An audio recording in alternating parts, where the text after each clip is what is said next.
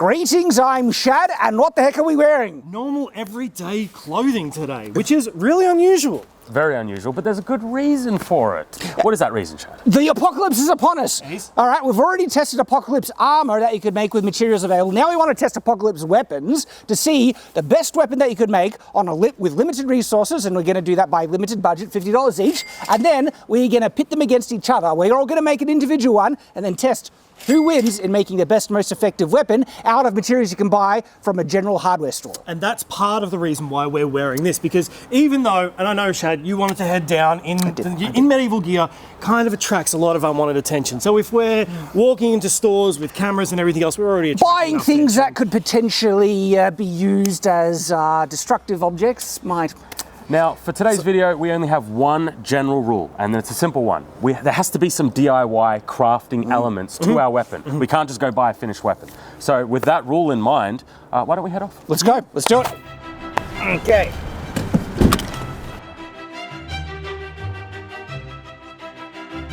So we said that crafting is required, okay? And you can't buy just a whole thing that can be used as a weapon. But if I add something to it, maybe extra grip or barbed wire.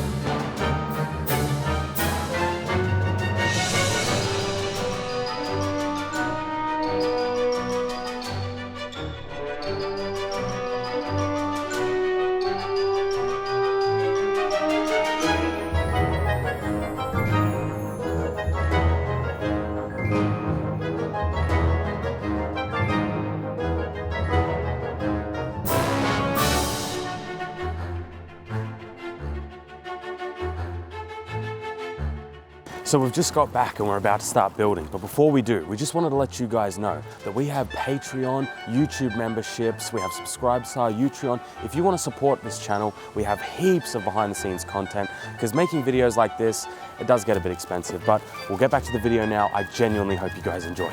So, while the guys are gone, cut off the end of a hammer, I've got a chain, I've got a stick. This is going to be a very scary thing. Let's go.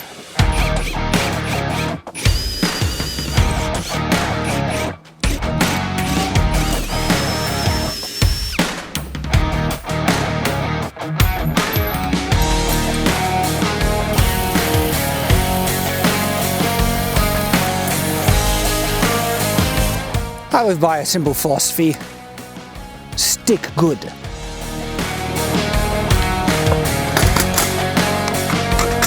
See how easy it comes off.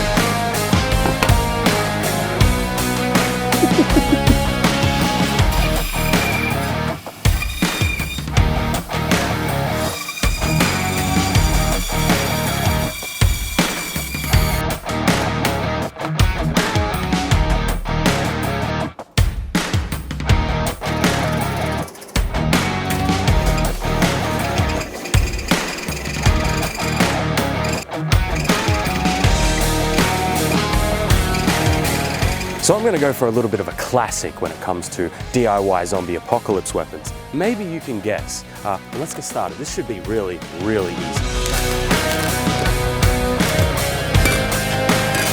Big spike or little spike for the top?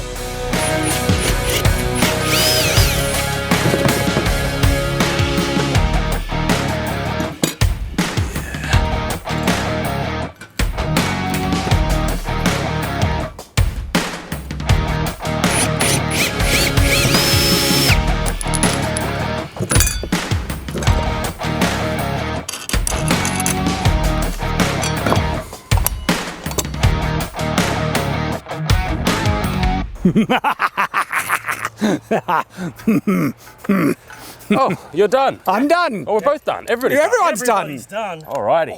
I want to talk about Nate's right off the bat, because that thing looks deadly. That is gnarly. Nate, you made a flail. Well, you know how I feel about flails. Yeah, no, they're like completely controllable, perfectly legitimate weapons that you should use in close quarters with your allies. I am not legitimately trying to do that with it.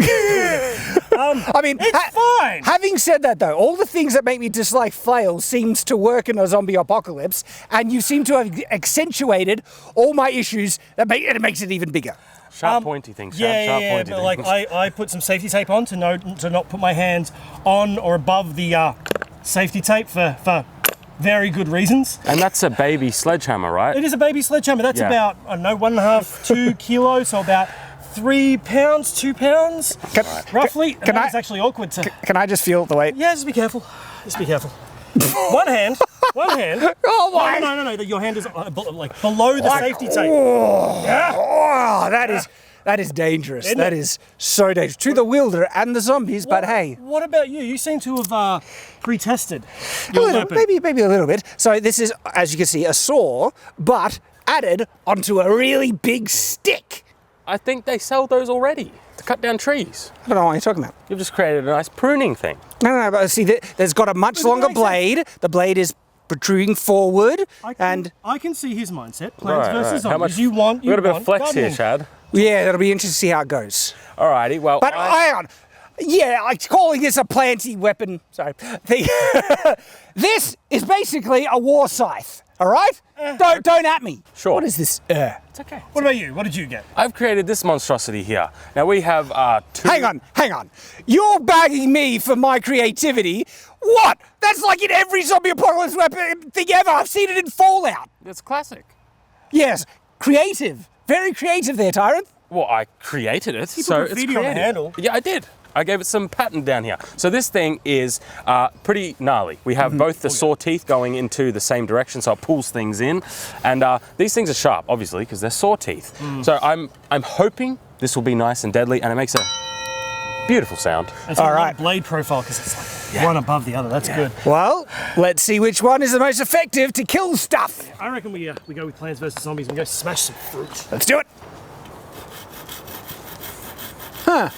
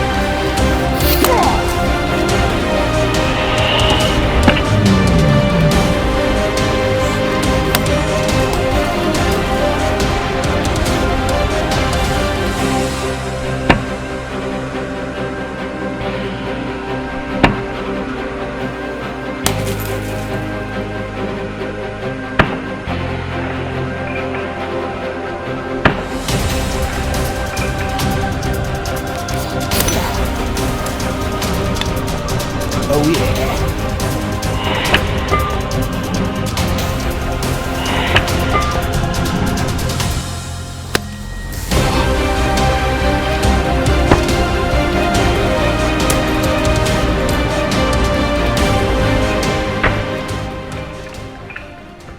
So for this testing portion of the video, Shad isn't going to be joining us, and that's simply because the weapon he's created is a little bit different to ours. Yeah, and these are really suitable for a target like this. Like this is going to hopefully smash, dent, break that door, whereas I feel like that might actually get through some of it. If not, at least tear chunks off. Because I mean, it's pretty gnarly when, you know, it gets going. God, it's such a gorgeous sound. But anyway, why don't I start off? I think I might do a few with one hand, then a few with two hands, just because my weapon is both. It's one hand and two. Okay.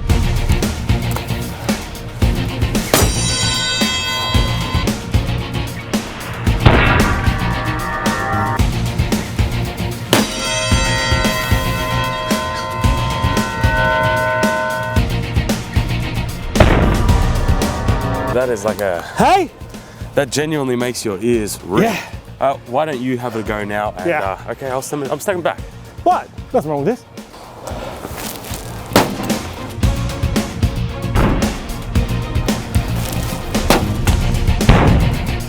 Oh, all right. I think that's enough for this test. Yeah, but this is fun. It actually was pretty fun, but very loud. Both of them. Yeah. So what are your final thoughts on your weapon? Really hard to control. I feel like as soon as it hits, I have to stand back and get out of the way. Also, to get some power into it, I need to put my hand a little higher, and it's a little too dangerous. It really is. So I've had some interesting thoughts. I've been mulling on this since we started, and I think this is an interesting weapon, but it's not as effective as people might assume it is. And the reason why is because these teeth are too close together. So they basically create a sort of just a flat surface. I feel like you really have to rip it across. And that's what I was going to say. Quick swap, because I feel like this, not necessarily versus zombies, because zombies wouldn't care, but the ripping and tearing you're getting out of this will be a very effective weapon. Yeah, but that concludes this little testing portion. Let's head back to Shad and go from there. All right. Yeah, I think I won. I don't know. Like they each performed well in different categories. Like, look, in terms of sheer power and force, gotta give it to the death flail. In terms of being able to aim it correctly, like if the target is down, finishing a zombie, perfect weapon. You know, I was shocked at how easily this sailed through that bottle. I did not even feel it. I thought I missed the bottle, and when I looked, it was like, oh, I got completely through it. So this has its virtues that I was not, expecting. You've also bent some teeth on it as well. Just want to point I out. just don't know. It gives a character. It's a bit of grunge. It's a bit of apocalyptic look. But in terms of a general use case for cutting, bludgeoning, and for a zombie apocalypse, I think this wins. Yeah. Let us know down in the comments which one you think. You guys have to let us know which weapon you think won the competition. So it's the death flail, the saw scythe. Saw scythe? Sure. Yeah. Zombie pruner. War saw. Sure. Zombie pruner. I don't know, pick one. Zombie pruner. And the Fallout 4 ripoff. Ha! I mean, it's a perfectly effective weapon. As long as I win, vote for it down in the comments, guys. Yeah. We all know which one. Look, I've got to be honest. That gets my vote because I think we've missed like a main point. We've got the weapons. Well, we've got a weapon. Yes, this one. Yeah, but we don't have armor. Well, that's the interesting question, because if you have these types of weapons, you would want some type of armor that could be potentially effective in protecting yourself. Yes, which is fine, but not everybody has access to a gambeson. Like everyone has, that is so deadly, access to things like this, but not everyone has access to chainmail and armor and stuff. We already have a video testing tire armor, zombie apocalypse tire armor. Zombie apocalypse armor. Check it out, and you might be surprised at how effective this thing is. Yeah. So I hope to see you there. You can check on it right now, because it's more interesting in what's happening in this video currently. So that's I don't even know why you're still here. Because right now I'm just agreeing. I know, you could have just clicked on it and watched. Yeah. Like I'm just agreeing you got the better weapon. That's easy, that's better. No, what? He's got the better weapon. We all agree we have the best weapon. This sucks. I feel exactly. Did you see me flinch? Watch the video. It'll be fine.